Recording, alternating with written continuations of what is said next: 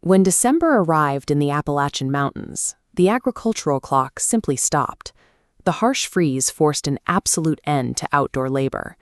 If you look at county ledgers from the 19th century, you will spot a specific pattern. Right as the mountains froze, paperwork spiked. January is packed with property transfers, guardianships, and estate inventories. Steep ridge roads and frozen creeks made long-distance travel practically impossible. Families and neighbors were locked into their hollows, making this the only practical time to sit down and make decisions together. Researchers often look at this sudden flurry of legal filings and assume a wave of illness or a catastrophic winter storm wiped out the population. The clustering of these documents shows a highly organized season of settlement. With the harvest over, people had the time to reckon with the losses of the previous year, map out their resources, and formally assign kinship obligations. Local communities explicitly understood this rhythm. An 1893 issue of the Mountain Herald captured it perfectly. Winter has settled firm upon the valley, and with it comes the yearly reckoning. The judge remarked that winter brings these matters to the forefront, for families are gathered and the work of the fields is at rest.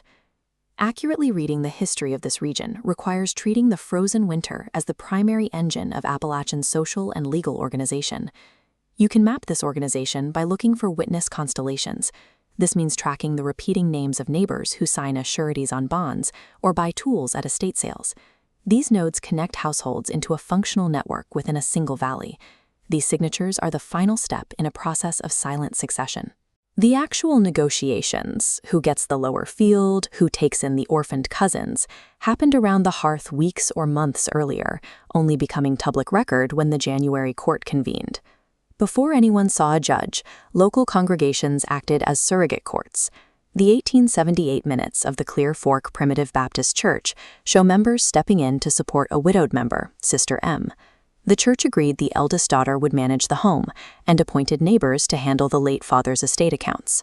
These communal decisions were mirrored in the private sphere. 19th-century family Bibles frequently contain handwritten entries clustered around the new year, recording promises to care for specific children or honor the wishes of a deceased parent.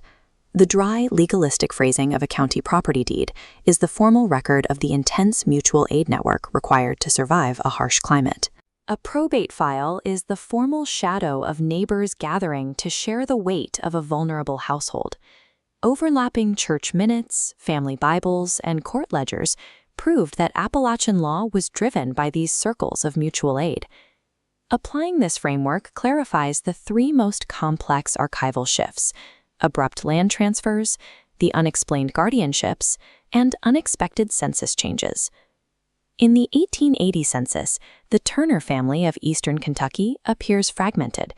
Two minor children are living with their older sister, while their mother is living miles away with another relative.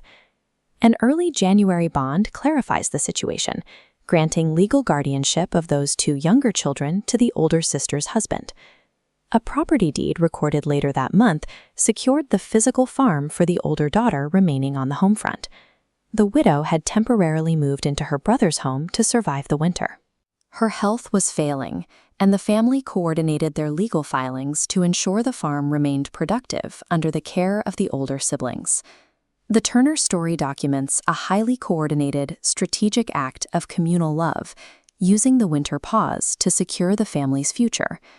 Researchers should be careful not to assume a January estate sale indicates a family went bankrupt and lost everything to strangers. Neighbors purchasing those items at the sale were intentionally keeping vital resources like plows and livestock inside the local hollow. They held the community's agricultural capacity in trust until spring. Tracking these families requires cross-referencing winter probates with tax rolls and the delayed schedules of the traveling circuit judges, who often couldn't reach these towns until the snow cleared. The archival footprint left by Appalachian families is enduring proof of collective responsibility.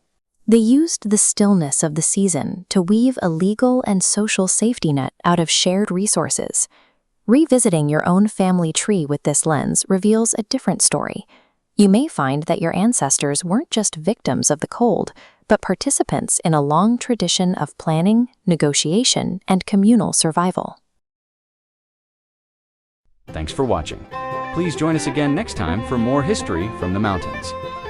Don't forget to like and subscribe,